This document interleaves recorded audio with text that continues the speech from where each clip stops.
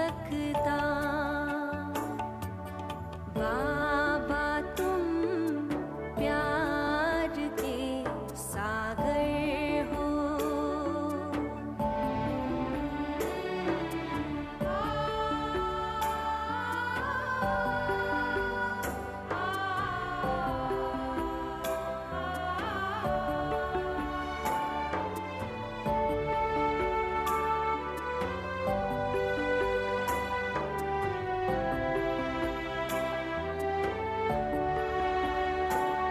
अनमोल तुम्हारी प्रीत मिली, जीने की अनुपम रीत मिली। अनमोल तुम्हारी प्रीत मिली, जीने की अनुपम रीत मिली। तेरी याद में ऐसी शक्ति मिली, अपने मन पर हमें जीत मिली। तेरी याद में ऐसी शक्ति मिली, अपने मन पर हमें जीत मिली। जाने कैसा जादू सा किया,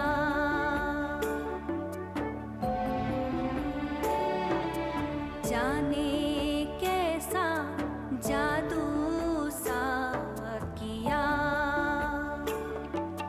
तुम सबसे बड़े जादूगर हो, जादूगर हो। बाबा तुम प्यार के सागर हो।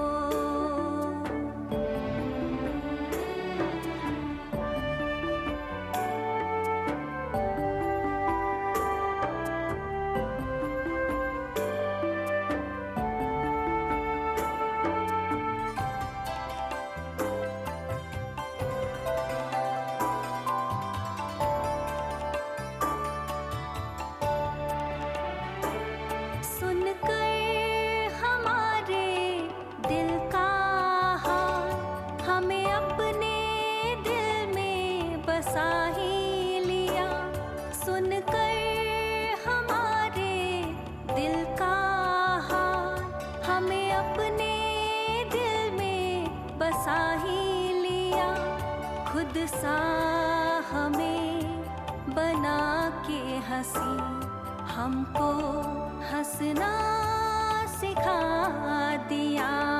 खुद सा हमें बना के हंसी, हमको हंसना सिखा दिया। ऐ करुणा कर, करुणा करने तुम,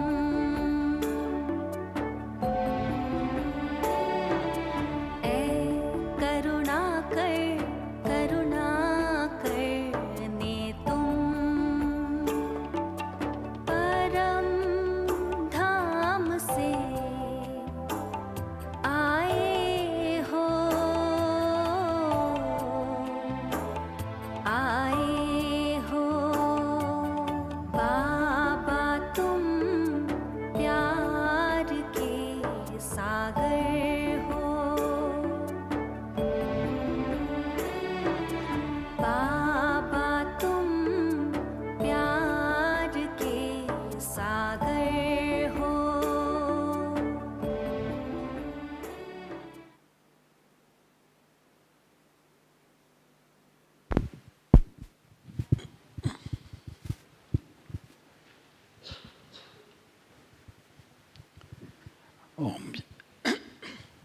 Om Shanti. So, it is our pleasure this morning to welcome on stage our two divine sisters. First, on my far right, Sister Drishti from South Africa. She is a senior BK teacher, very experienced. She has done a lot of work with young people in the living values education in the townships of South Africa. And she is one of Baba's sweet and gentle souls. Together with her is Sister Gopi, who also has experience of Africa, but is actually from the UK, who has spent a lot of time with Daddy Yankee, or maybe Daddy Yankee spent a lot of time with her. And she is also quite active, especially in youth empowerment, personality development, women's empowerment, trust and governments, race and reconciliation, social justice. Apart from the many intellectual service they do for us, they are also active in Baba's Yagya in various projects and programs. We had considered having them for separate classes, but fortunately for us, they are both here together. So I think it will be a rich experience of their sharing. I'm not quite sure who is interviewing who, but we would like to welcome Sister Dipti and Sister Gopi. Om Shanti. Thank you, Vijay Bhai.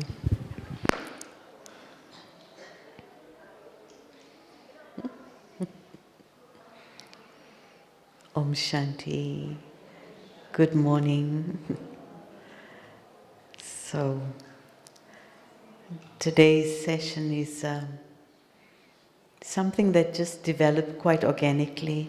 I think we all enjoyed Baba's Murli on Sunday, and it got the ocean and the waves of that ocean flowing. So we've been having a number of conversations, and I thought it would be nice that we draw these jewels out. So before I'm going to interview Sister Gopi, but before we do that, maybe you just want to share what's coming into the heart right now. It's about love, so what's sitting here right now? Om Shanti.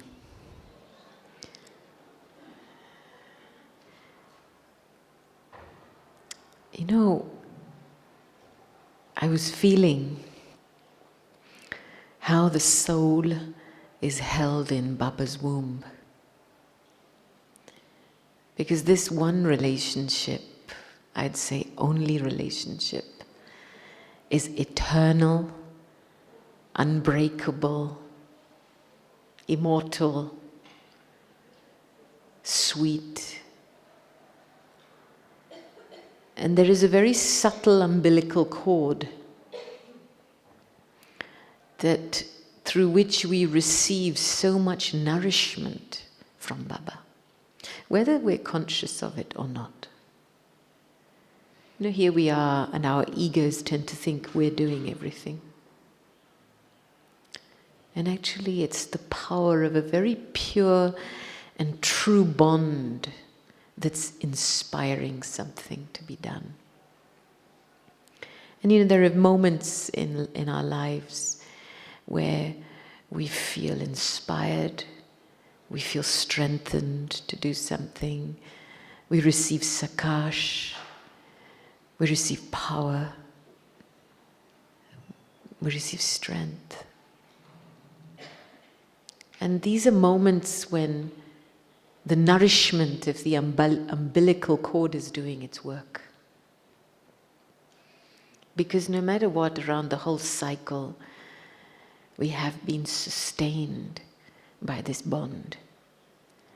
And then whatever our individual births and individual dramas and circumstances are, through our karma, we've shaped the expression of that love. And so for me, very much, the power of love is the power of relationship, this eternal relationship. And, you know, Baba, in the Sunday Murli, he used the word sneh when he used the word love. And in Hindi, there are several words for love. And each word communicates a different relationship. So when we use the word sneh, it's very much the bond between a child and a parent. the affection, loving affection that a parent has for a child. When we use the word pyar, it's a friendly love, love of equals. When we use the word mohabbat, it's an Urdu word, it's the lover and beloved love. And when we use the word preet, it's the love of husband and wife, where the intellects are so intertwined. Each one is always in perceiving the other.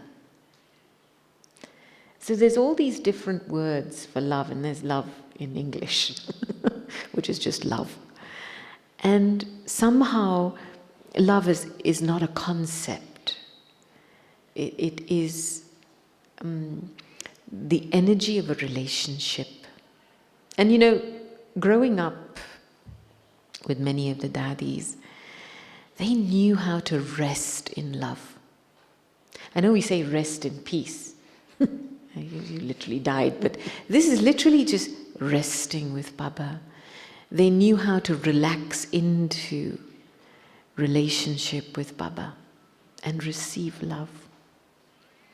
Because I feel you have to let yourself be loved.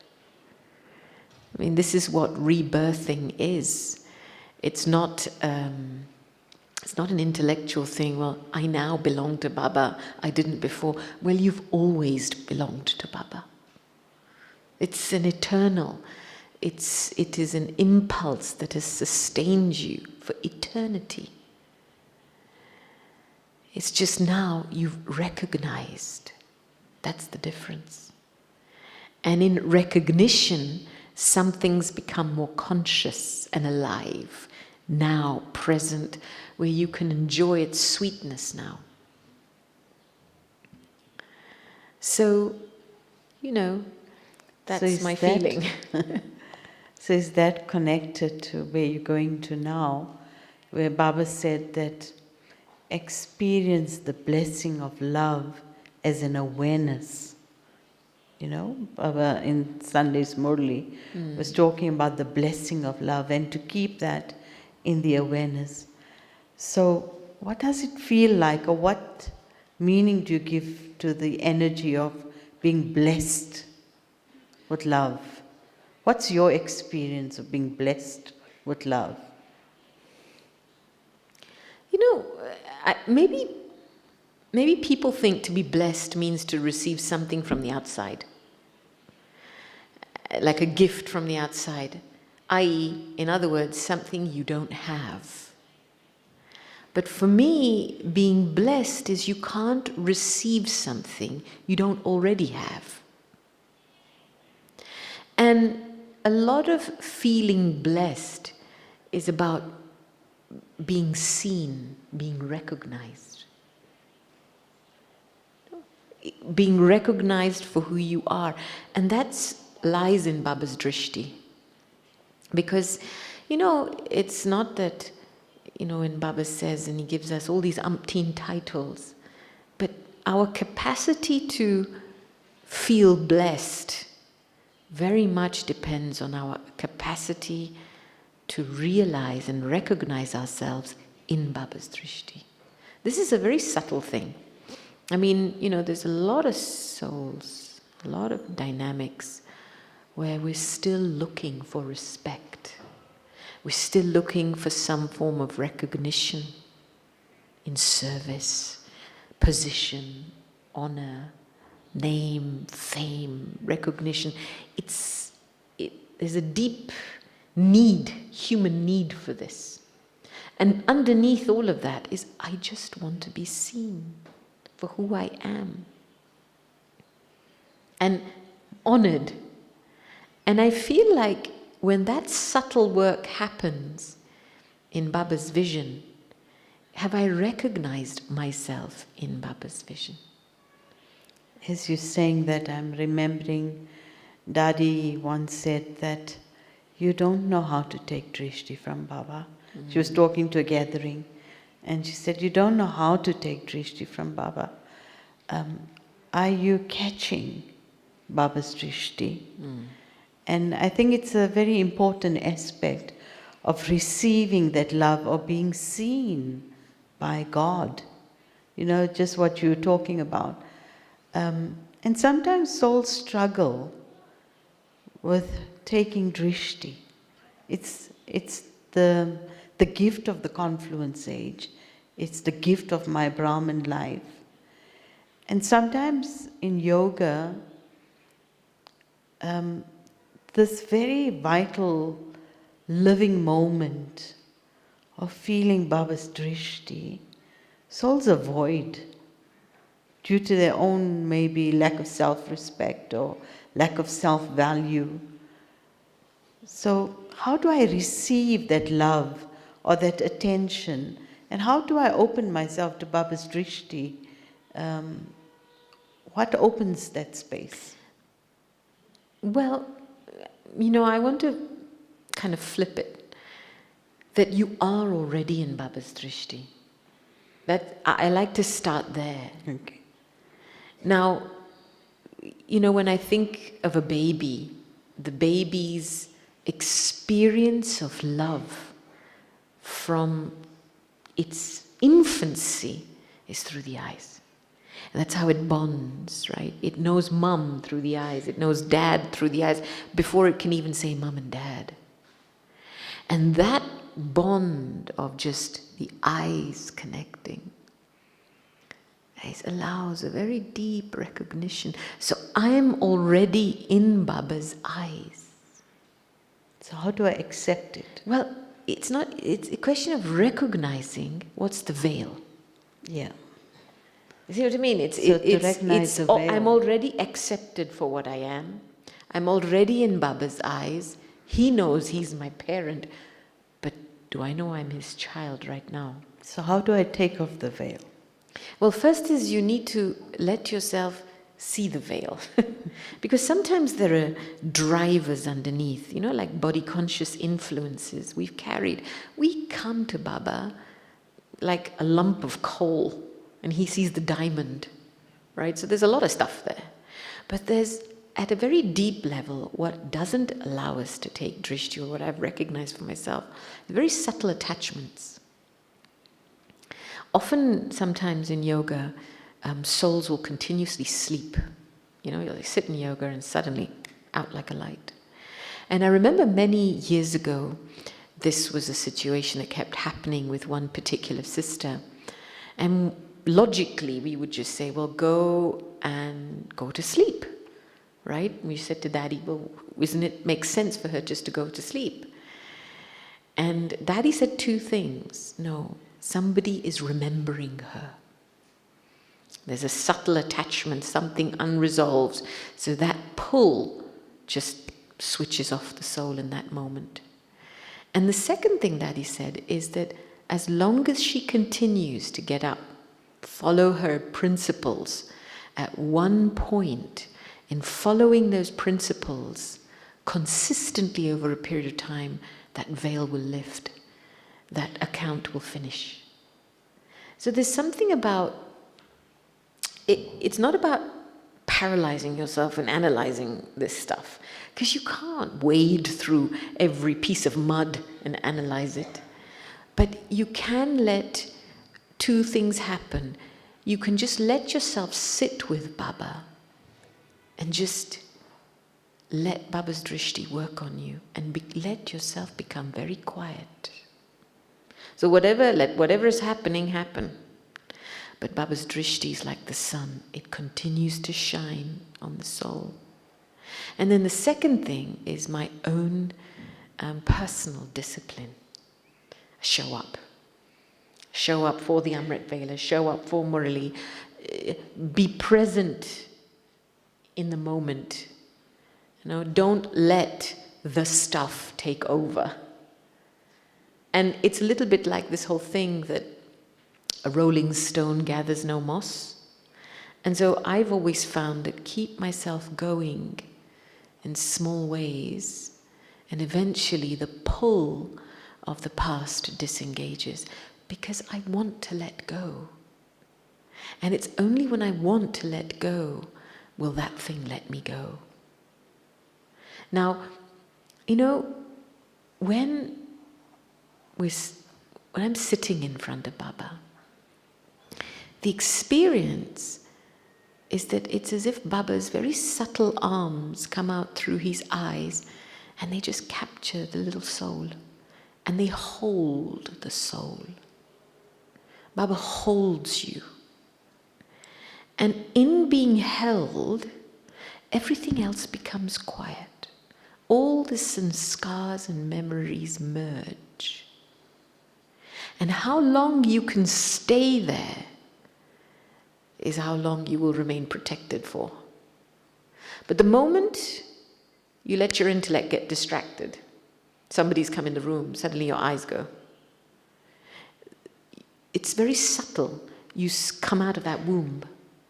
You lose the stability, you lose the immunity, you lose the protection, that space and that womb that is created through Baba's Drishti offers.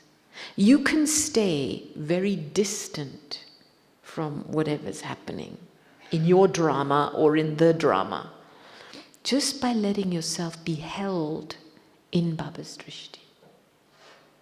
But it's a quiet thing, huh? Mm-hmm. It's not a loud thing. You need to really learn to relax and be quiet. Quiet child with Baba. I mean, you need to trust the relationship.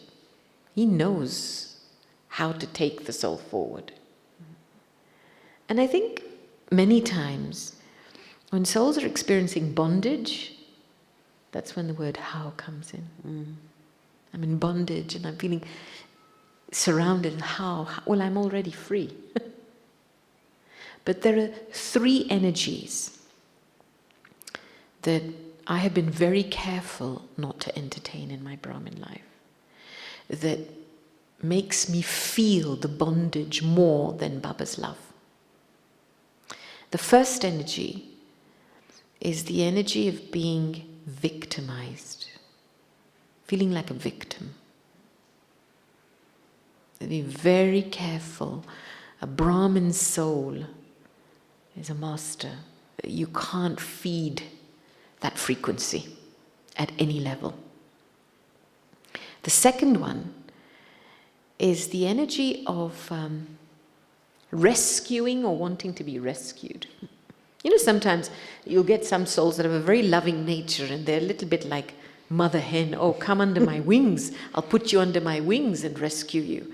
And sometimes we like to be rescued because it abdicates us from something. We can rest in being rescued, but we remain weak.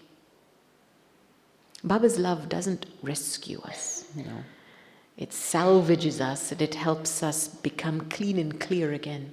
It to stand up on our us, own like you were saying feet. 2 days ago. Yeah. Come to rejuvenate you.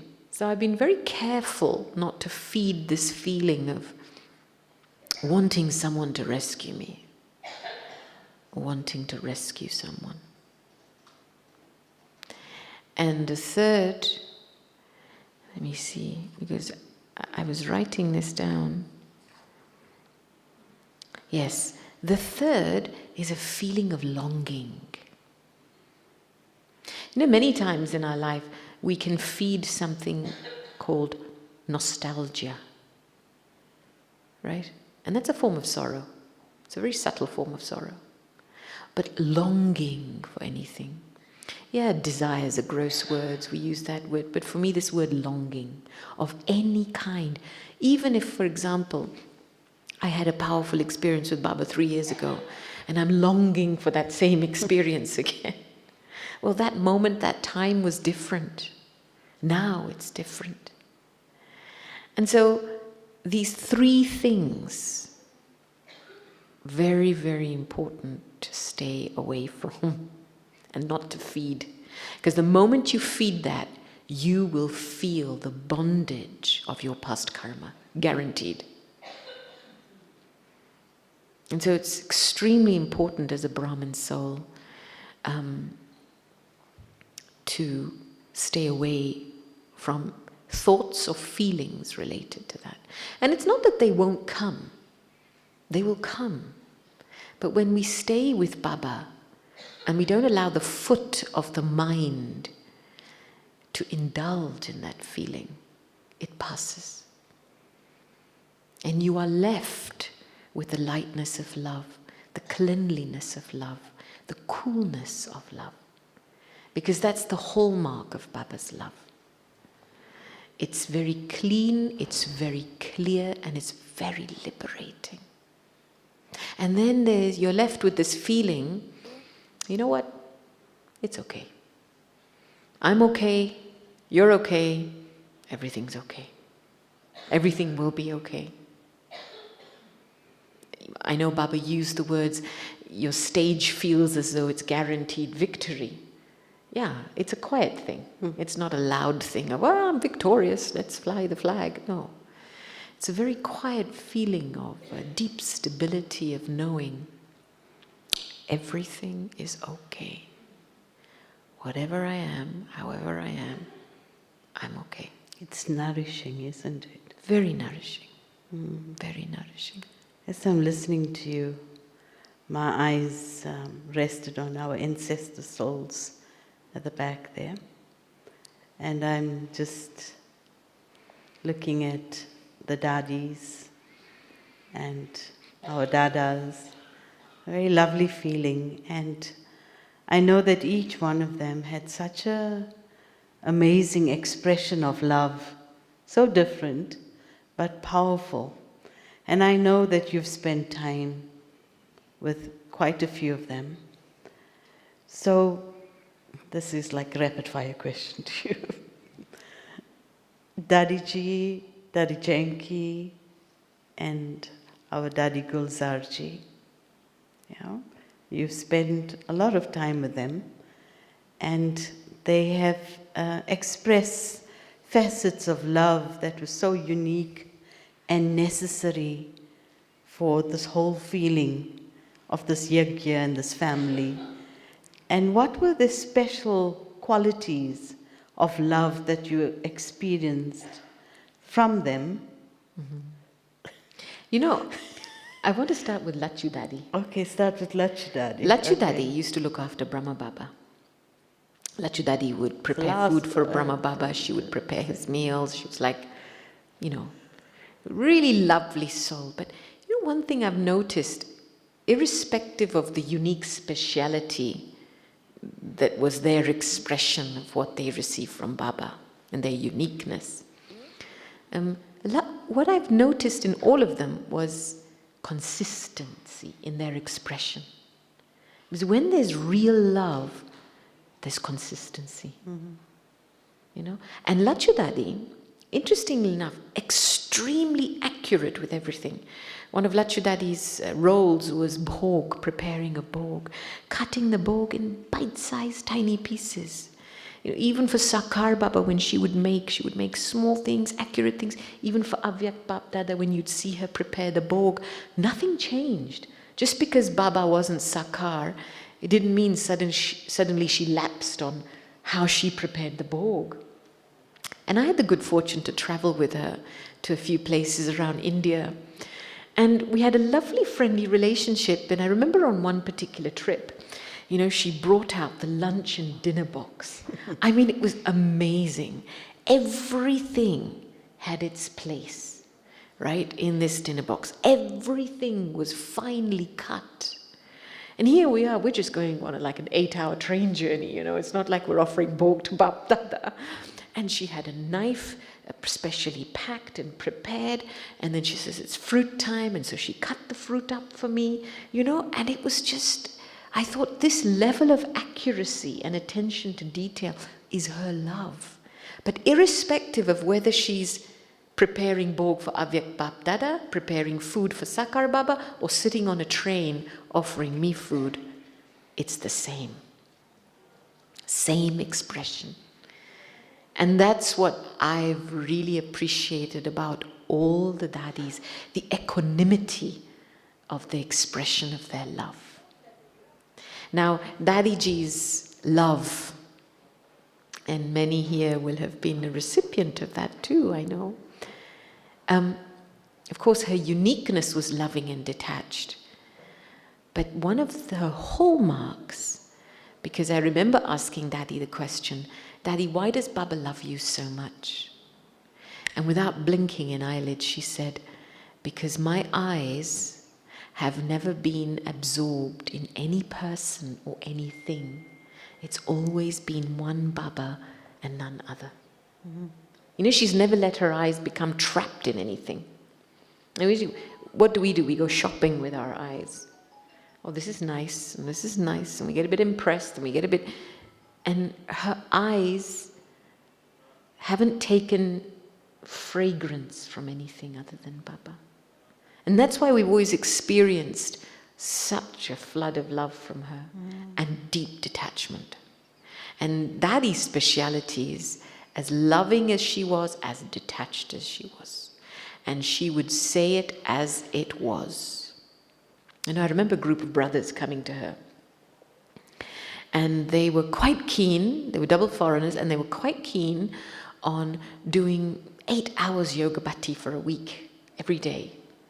So Daddyji met them in the history hall, and I was translating for Daddyji. And they were giving her this long plan of what they were going to do 8 hours a day, and each hour what they were going to do. They were quite enthusiastic and intoxicated about it. And Daddy was just listening. And then after a while, after they finished, Daddy said, that's a very good plan. However, Daddy's advice is that you stick to 4 hours a day, and the rest of the time you fulfill to some karmana seva in the yajna. Keep yourself busy and engaged. But those 4 hours, use them constructively. Daddy doesn't advise 8 hours at a stretch, because otherwise you will start an account of waste and a sanskara of waste, and that's not a good thing for your yoga. And she was straight.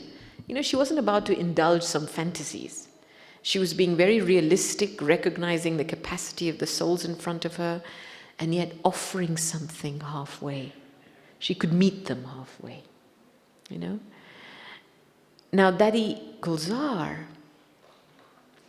Daddy Gulzar's, you know, the epitome of purity. Her purity meant that she actually never experienced pain in her life. I remember even when she went through cancer, and we used to ask her, Daddy, did you experience pain? She said, no. And even now, recently, one of the nurses that was looking after Daddy, and you know, Daddy had 3 years in Mumbai. Before that, lots of visits to the hospital, water in her lungs, and they would puncture her here, puncture her here. And one of the nurses said she never experienced pain. Maybe once she saw Daddy experience discomfort, but not pain. And there were moments when the doctor was stitching up the wound without anesthetic. And Daddy completely detached. And that was the power of her purity. And when I asked Daddy Gulzar the question, why does Baba love you so much? Daddy replied, because Baba is in my sanskars, and Baba is my sansar, my world. And you know, this touched me very deeply, because I have always known that love can bring about great miracles, but you have to qualify yourself for it. And there is a certain degree of some sanskars you have to merge to allow Baba's love to do its work. You can't just keep being Gopi or Dipti and expect to be constantly loving. It doesn't work. This is an old skin. It's an old kokla, what do you call it? Like an old empty vessel or something. There's nothing in it. You know, Gopi is the remnants of a last birth. But Baba's love. And I felt, and one of the things that illustrated that was, I remember Neelu Bhen telling us the story of taking Daddy on travel. And they were at an airport, and Neelu Bhen wanted to go to the toilet. So she left the bags and baggage there, and she said to Daddy, please look after this. Because you know they make these announcements at the airport. Please look after your bag and baggage. If left unattended, it'll be taken away and destroyed. So she told Daddy, you just sit here with the baggage and I'll go to the toilet. She goes to the bathroom, comes back. The luggage is there, but there's no Daddy there. So she kind of panics a little, looks around and says, where's Daddy? And so she finds Daddy at a distance, halfway down the hall, with an old lady, and Daddy's pointing to the arrivals and departures screen, helping her out. So she says to Daddy, she runs up to Daddy and says, Daddy, come, we have to go and sit down. And Daddy very innocently said, yes, but this mother needed help. She came, she's asking for my flight. She didn't know where to go. So I just showed her where the arrival and departure was. There was like no thought of my luggage. I've been told to stay here. Nothing. It was like a surrender to the need of the moment. You know, it's like serving, a surrender to serving. There's a much higher level you operate from than the logistics of protecting what's mine and I in this moment now. And yet that does get taken care of. Yeah, your stuff So- gets taken care of. When you take care of Yeah. the higher thing, the lower stuff always gets taken care of. If it's done accurately. If it's done, yeah. So it was like, you know, to make Baba your world, this is not a small thing. You know, it's one thing to have love for God, but quite another thing to make Baba your world. You can have love for cats and dogs and objects. That's a very gross base level of love.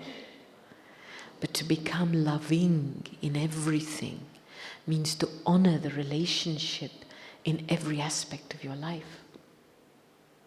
You know, it's like Baba's square bang, the center of your universe, which means that relationship is honored and felt before you do anything. It's so intimate. It's so close. And then Daddy Yankee. And then Daddy Yankee. Well, our Daddy Yankee. Daddy's expression of love.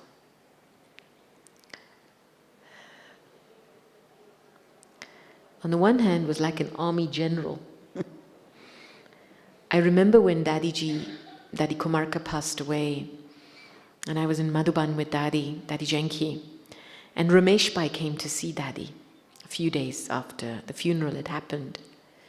And Ramesh Bhai said to Daddy Yankee, Daddy, you now have to give the love that Daddy Ji gave. And without missing a beat, Daddy Yankee turned around to him and said, what about you? You have to give the love that Daddy Ji gave. So her love was always pushback. It had a faith in it, it had a trust in it. It was based on Gyan Yukta love. You understand? Not just a feeling of love, but very clear understanding. You have a part to play in God's unlimited task. God knows how to use you, now play it. And that's why over a period of time, one of the things I love about Baba's love is he doesn't interfere. Baba will never force his way in. If you are willing, Baba will respond. But if you are not willing, Baba will remain a detached observer. He'll wait. He'll wait. Baba has eternal patience and he just waits, but he will never interfere. And that's something I saw in Daddy Yankee over a period of time. You know, she would know. Sometimes she'd look at our face and she'd know we're having a bad day. But her Drishti would just say, I know, it's fine, you're okay, get over it. Without her needing to say, how are you? Are you okay? Can I help you today? Can I give you a cup of tea? You know, that kind of smothering kind of, where you feel the need to keep keep physically expressing your love, because actually what you're seeking behind it is self-validation. So you're bringing up something here, and maybe to just deepen this understanding of love. Love and care. God cared and God loved. But the word care has taken on many dimensions as time has gone by in Brahmin life and in the yagya, and the feeling of I need to be cared for. Or talk a little bit about love and care.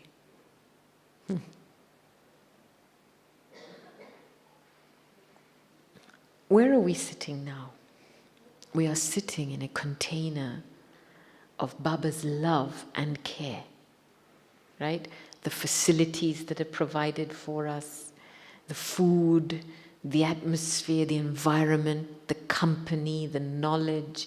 This is a practical expression of Baba's love, which is what real care is. But I still have to do my individual work in it. And that's what I see, is that love creates a space to allow you to be and find your way. And real care, if I think of how the daddies cared for us, when we go in front of the first thing Daddy would say, have you eaten? Have you eaten? Many times she'd say to us, have you? And she wouldn't talk to us until we'd gone and eaten something. Are you okay? Have you got everything you need? It's like their understanding of care was that, have you taken what Baba has given you?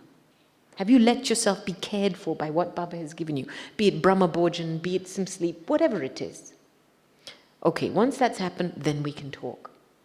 Because until you've let yourself receive Baba's care, this doesn't work. You will be left in a place where you feel alone, or you feel like, when I get older, who's going to look after me? And actually, when you're sitting in Madhuban, do you have that thought, when I get older, who's going to look after me? You don't.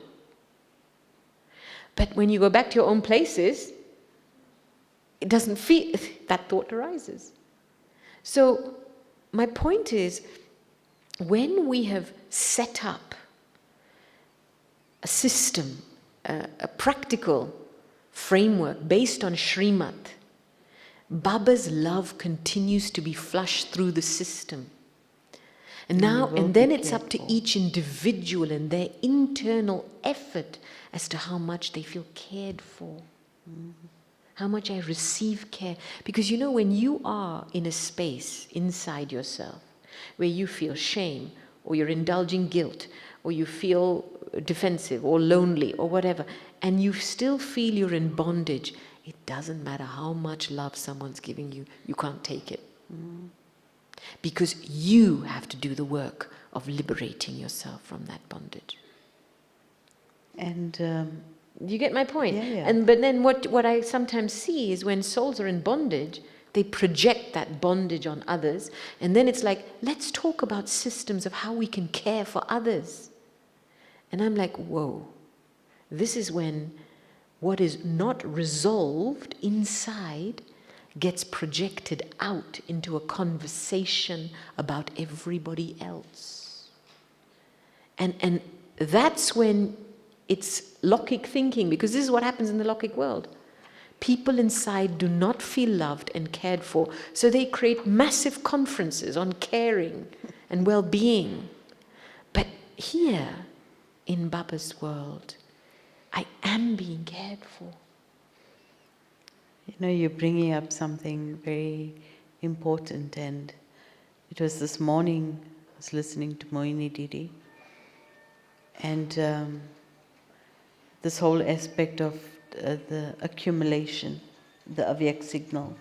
And she said a line that was very powerful, and I noted it, and you reminded me of that. And she was just saying that no one will be able to help you at the end what will help you is what you accumulated. Correct. That's what's worked. Well, that is what works for you. That's what works Correct. for you, and that's where the care will express itself. The drama will reveal the right energies to open your pathway, isn't it? But you need to accumulate. And this is what when I think of Daddy And not Yankee. anticipate. No. And not wait, not anticipate, not be expectant. Yeah. You know, sometimes we live in expectancy. But this is where I felt Daddy had mastered this. She understood the basics of how Baba sustains souls. The deep rug, the thread of Baba's care for each child. And she would know in that moment, recognize the level of care someone needed. And she could respond to that automatically without smothering that person. You know, it could be a moment of attention. It could be a pistoli. It could be food. Or it could just be silence. Whatever it was. But she trusted Baba implicitly. Baba knows how to look after that soul.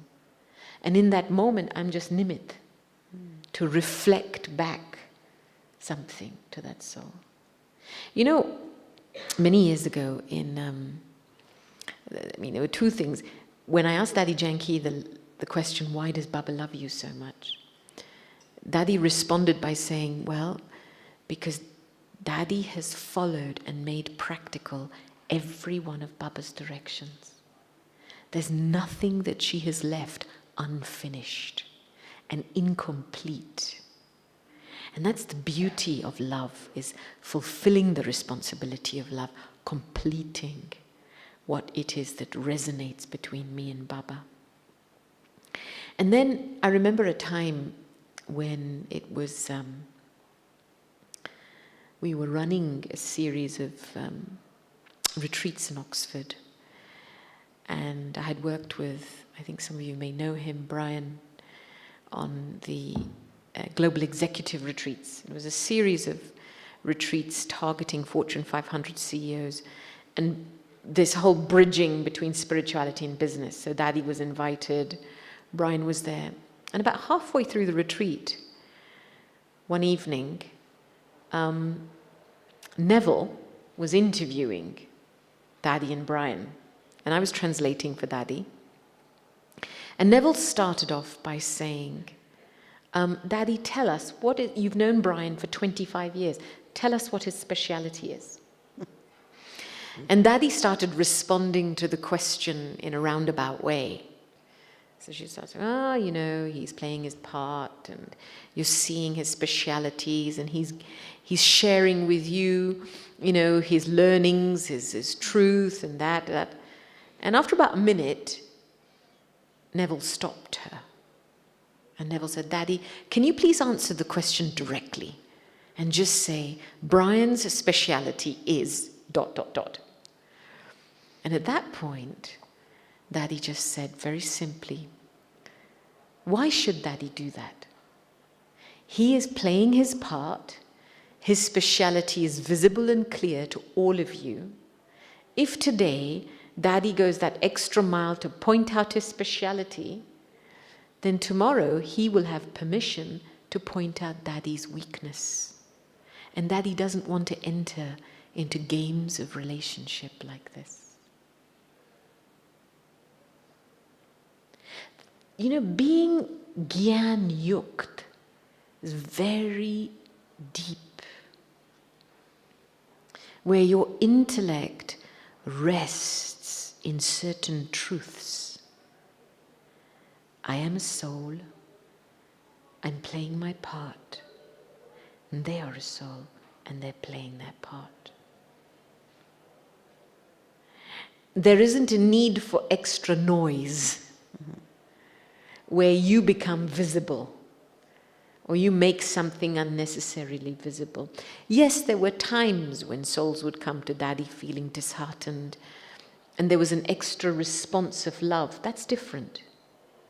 But I'm talking about becoming a natural yogi, which means loving and detached, resting in certain truths deeply, and not letting yourself be pulled into some very subtle games of Maya in relationships. You know, that don't allow you to feel held in God's love, because they'll pull you into a game of acknowledgement, oh yes, familiarity, you know, like the kind of superficialities you can engage in, and you lose the reality of the spiritual bond we share. I mean, how many times a year do we speak? Maybe twice, 3 times max. And yet there's such a deep and fluid bond that just gets instantly activated when we meet. There's no noise there, there's no need for anyone to prove anything or say anything. There's just a stream that gets activated. It's the same with Baba. And so that this love is, in the context of all that you've been sharing now too, there can be many subtle threads of exchange which creates a bondage if one is not clean in that love. Because it's somehow, even if you don't want to use the word, it's contractual. I say this good about you, and so as a result of it, there's something in expectation. It can be very quiet. And so what you're sharing is how love has to be very clean. If that love is very clean, it sets you free. There's no obligation.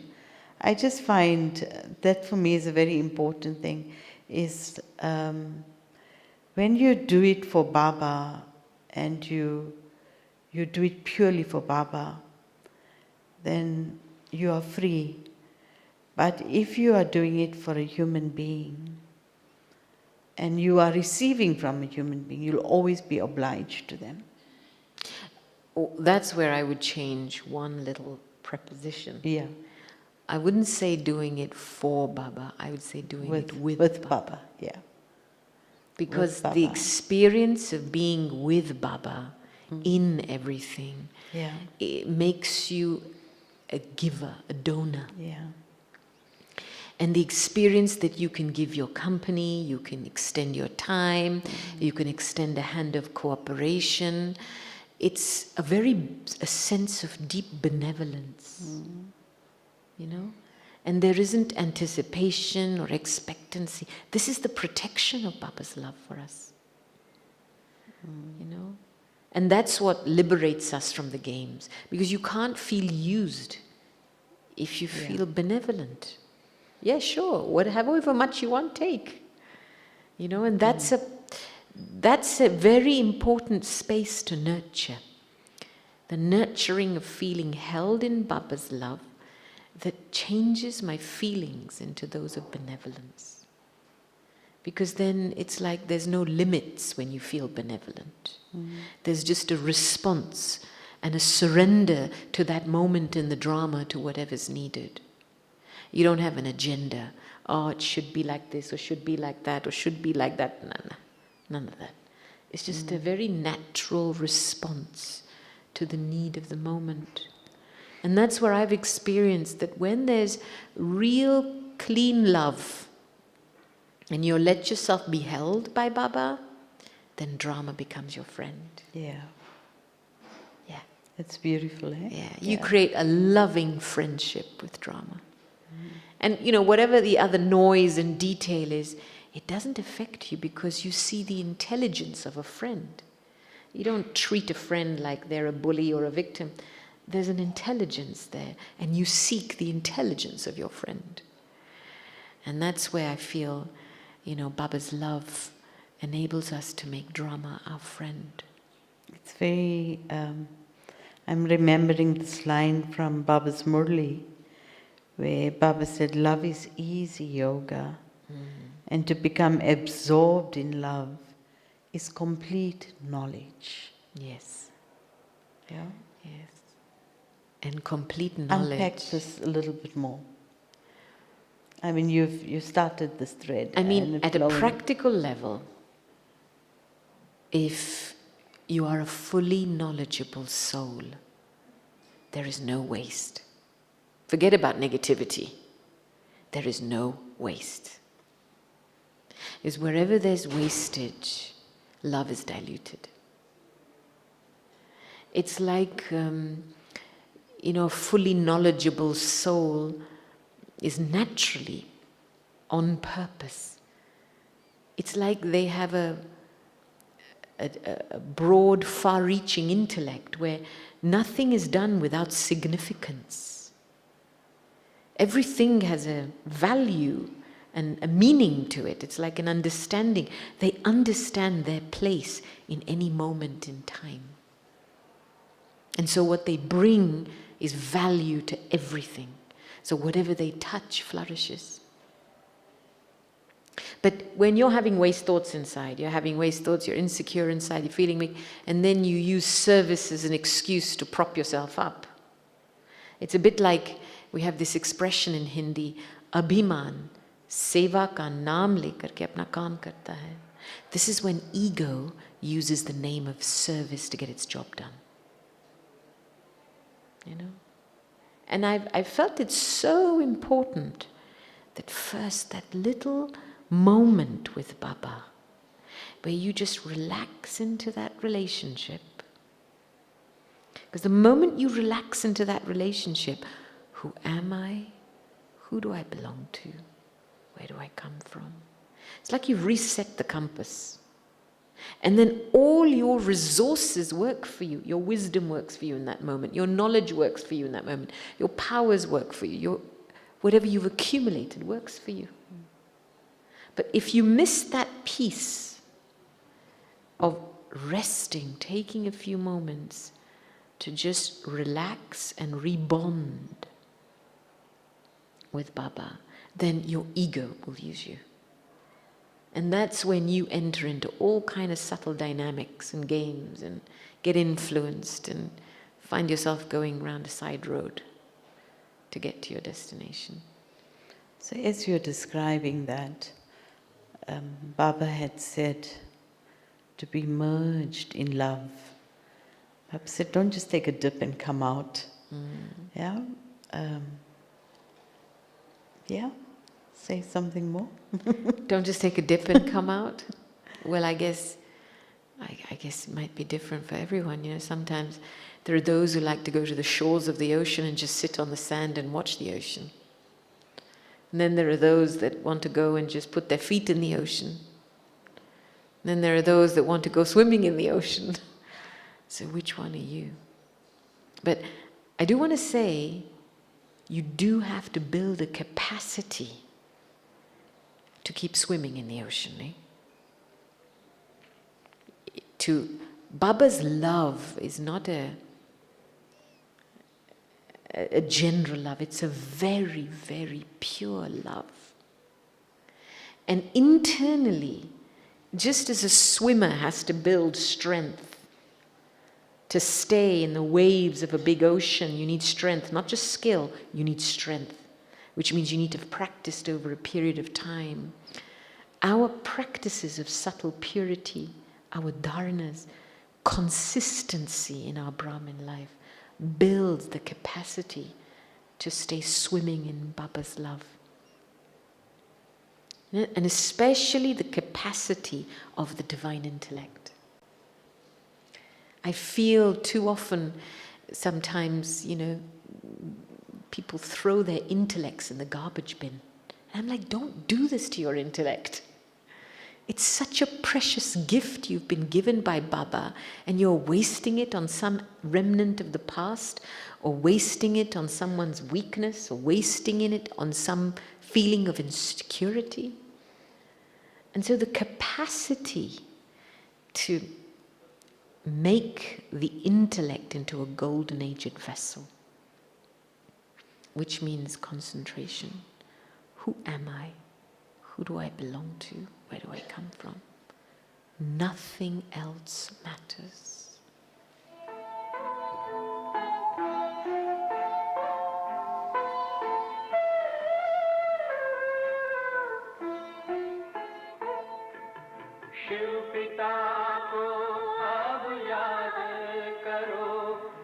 मुक्ति धाम तुम्हें जाना है, अपने सुकर्मों के बल पर ही सतयुग में तुमको आना है। शिव पिता को अब याद करो,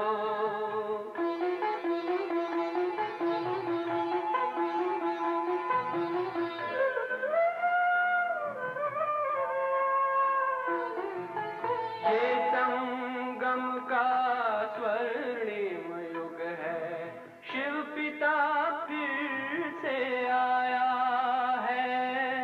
ब्रह्मामुख से शिव बाबा ने वही गीता ज्ञान सुनाया है। कलयुग का अंत अब आया है, विकराल विनाश खड़ा आगे। अब हम सबका शिव पिता ने बतलाया है। शिव पिता को अब याद करो,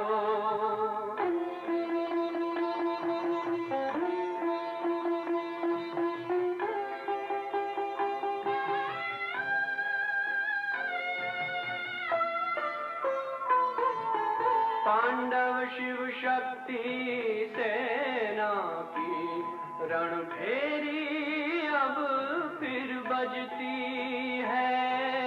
शिव बाबा के ज्ञान से फिर माया को मार भगाना है। शिव पिता को अब याद करो, सतयुग में तुमको आना है। शिव पिता को अब याद करो, मुक्ति धाम तुम्हें जाना है, अपने सुकर्मों के बल पर ही सतयुग में अब तुम्हें आना है। धाम में तुम्हें सतयुग में अब तुम्हें आना है। धाम में तुम्हें जाना है।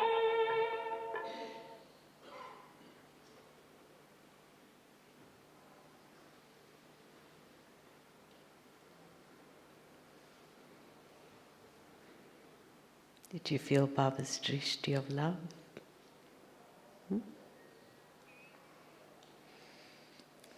Any other thoughts? Otherwise we'll open it up. So, I'm sure this triggered many thoughts and feelings for you too.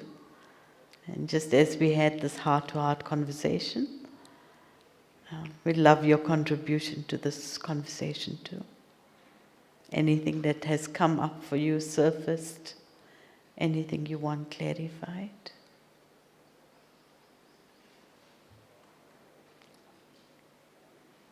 There's a mic there, yeah.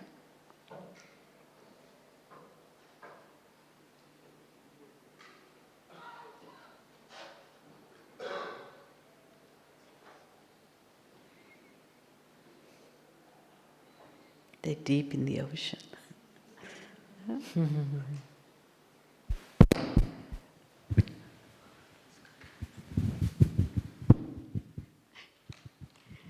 Thank you very, very much. It was very inspiring, especially for the newcomers.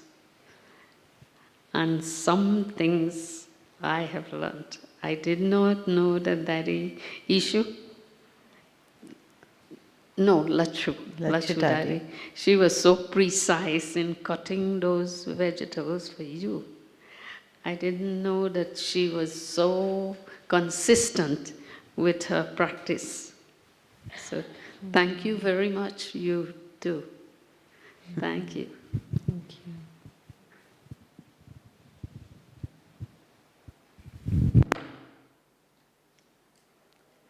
Any other thoughts? Anything that has awakened for you that you'd like to share? It was a beautiful Murli on Sunday, yeah? So many areas and facets to awaken within the heart. Yes?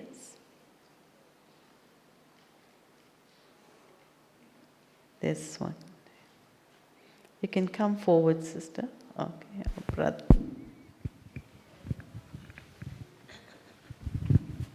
Thank you very much.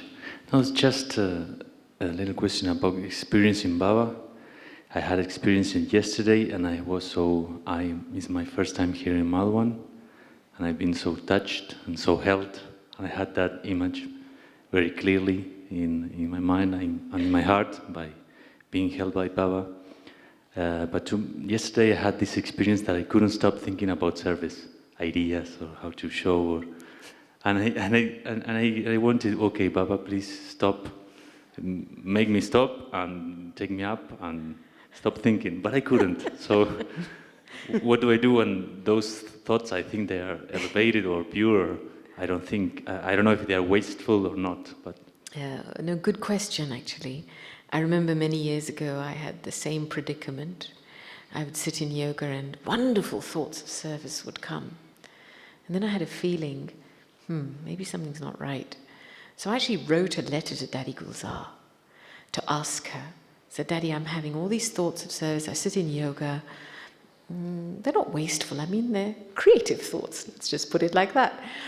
And I said, so is that okay? And she sent me a one-line reply. And it was, lack of controlling power. Basically, that's what it is, right? Lack of controlling power. And I go, okay, I get the message. Thank you.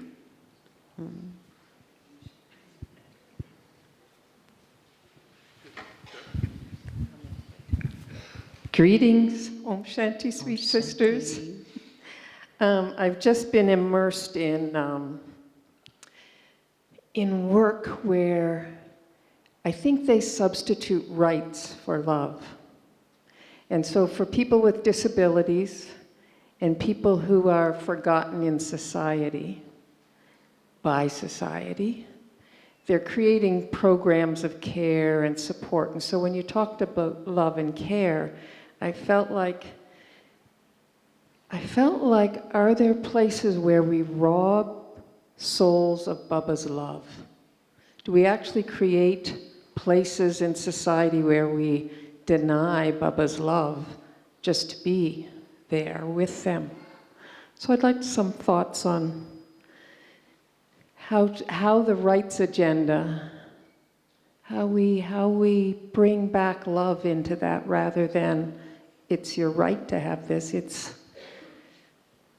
I'm a little bit lost in it because I was so deep in what was happening, but I know you've done some activism work, both of you. You want to respond?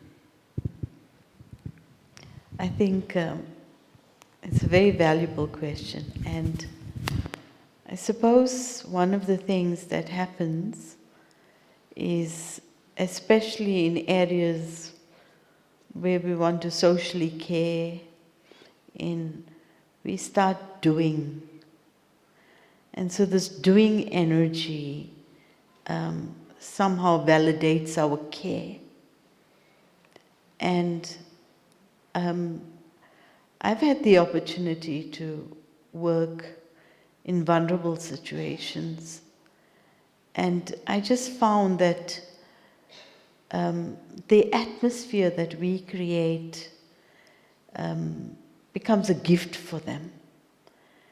And I had always remained very mindful that there are many people that will do, but I need to create such a powerful stage that when I arrive there, I give them what the soul has received from Baba. And very often they would say, when you come, we feel so peaceful. When you come, we feel love. When you come, so it's like we have to download, and we need to be so present in that experience, then with whatever we do, it's not that we're living in an aloof world. Our doing will have purpose. And we're not just, we're taking them at a higher level. I found very often when I've been to certain places, even our sister sitting here with me, Sister Aruna, she and I had been going to the prison as well. And she has done amazing work also with prisoners. But what impacted their lives was our vibration. And I think that we must never ever compromise that in trying to care, because the need is so loud on a physical level that we want to get doing. And the doing will happen. It will happen powerfully and effectively. But I find often when I'm going there, the preparation is long beforehand. I upload these souls early in the morning at Amrit Vela. I've already put them where I feel they would take support from Baba. So it's not going to the place that's going to serve them. I know today I have to go somewhere. So before I go there, in the morning, after my deep Amrit Vela time with Baba, I say to Baba, I'm going to go here, but here's the souls. So already they have a connection with Baba subtly, so that when you arrive there, they can receive. If you haven't placed them where they need to take from, they won't know where the delivery is coming from. Yeah? You know, many years ago as a child, I used to go to a polio clinic. Within our family, there's always this thing of charity and whatever in Indian families. And I used to go play with kids who had polio. And on one occasion, I mean, they were some of the happiest kids I saw. They had claimed their right to happiness. I could put it like that. I mean, they were born, some born without limbs, but for them that was normal. But they were so happy, we were so happy playing. Until one day, I'm not sure who these people were, but there was a group of 3 or 4 people. And they were clearly from somewhere in Europe, but I don't know who they were. And they were walking around the polio clinic looking sad. And it was interesting because as a child, all I could see in their eyes was, oh, poor things. They don't know what happiness is. And I understood there's a difference between spiritual rights and physical rights. So what rights are you claiming? So from the perspective of these adults, the right to happiness was obviously the right to comforts and facilities and this, which clearly these kids didn't have. They didn't have a full set of limbs. And so from their perspective, oh, poor them. And from the child's perspective, well, I'm already happy. I've already got my right to be happy. But then watching the interaction between these two was very interesting. Because after some time, which one influences which one? Does this one influence this one? Right? Does this one that, oh, you have a right to this material, this comfort, and then this one lets go of their spiritual right to be happy and to choose their happiness and succumb to, yes, I should be claiming my right at this level. I should be claiming my right at this level, but they've lost a gift. I mean, this is the story of Africa in many ways. You know that. You've been out working in there. And I think this whole area of claiming rights, what rights are we claiming? And at a physical level, how can you secure a right when everything is impermanent? And the congestion is on the top. Exactly. And so at a very deep level, what I find in Baba's system, systemic thinking is dangerous. Especially if you're not spiritually grounded. Because otherwise you will end up creating systems on the basis of facilities. And what that can inevitably lead to is people becoming dependent.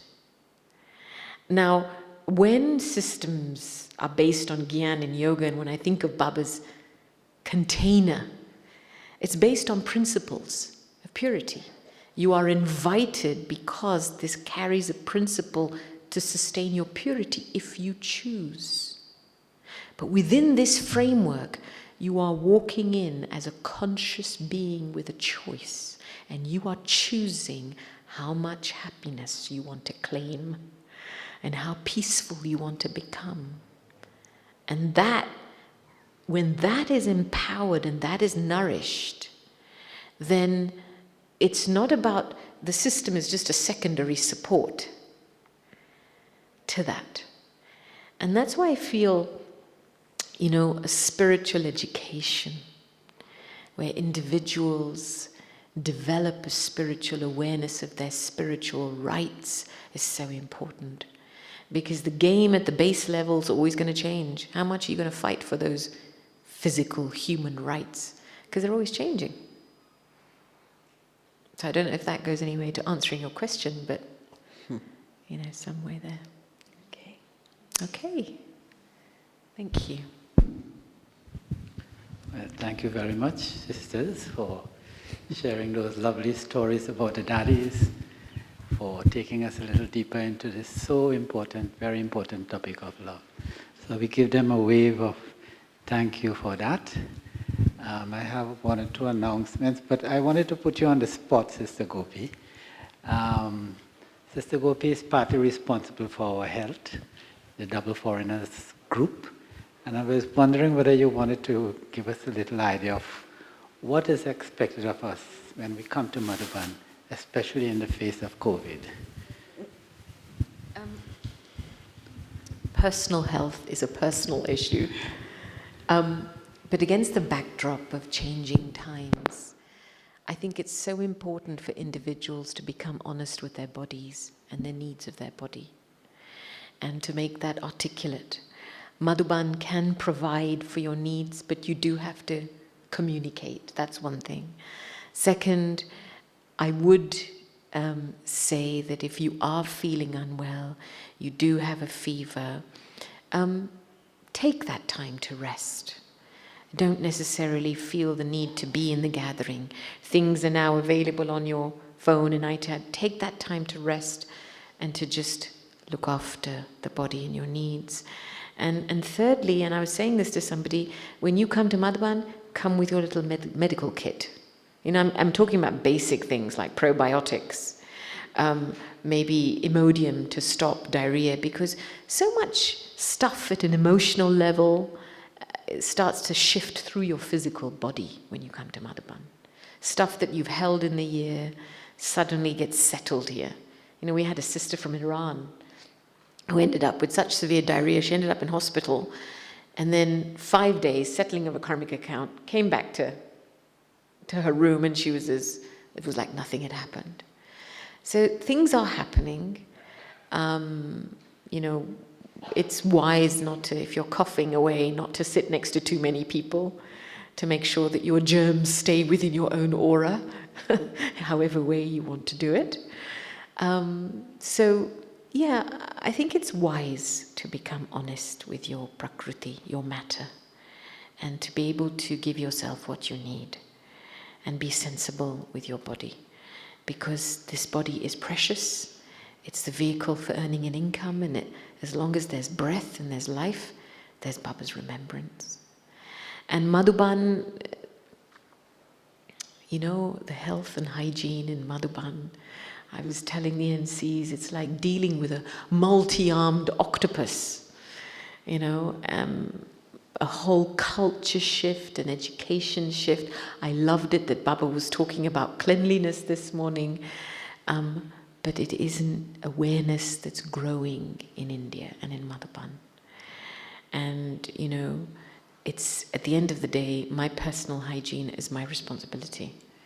I come loaded with my wipes, with my wet wipes, my little sprays, and I just create, and my aim is to create a clean atmosphere around me wherever I go. So I don't stop and say, well, that's dirty, that's this. We are in a process of cleaning up the ship. It's taking time, but your feedback and your communication is also important in all of this. So we're very fortunate that downstairs over the COVID period, we managed to install a very, very big water treatment plant, carbon filter, sand filter. So all the raw water coming into Baba's campus is treated, filtered, and is WHO standard portable drinking water, whichever tap you open anywhere. And so, slowly, slowly there are changes, and there's an awareness increasing in Baba's homes. But at the end of the day, my personal hygiene is my personal responsibility. So, is there anything specific you wanted me to share? No, thank you. Thank you very much for bringing us up to date on that. And I think our awareness about how we should behave individually to manage COVID is important. A second announcement, a phone was found in Diamond Hall. Apparently this cell phone, it may belong to Natalia Pear, or Natalia something from Portugal or Brazil. If anybody here can help connect this phone with its owner, the phone currently lies in the Lost and Found department in Shantivan. Brother Sriram here, you can also talk to him if you can help reunite this phone with its owner. Finally, this evening, we have meditation from 6 to 7:30 p.m. with Niwasis downstairs in Meditation Hall. Om Shanti, and thank you, sisters. Thank you. Shanti. Let's have a moment with Baba.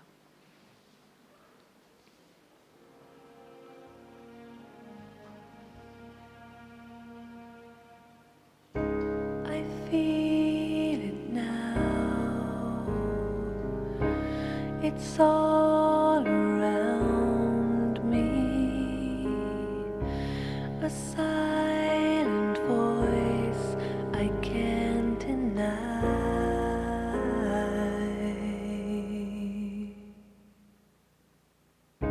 A mother's arms, how they surround me. They sing the beauty of my life. It will last forever. It will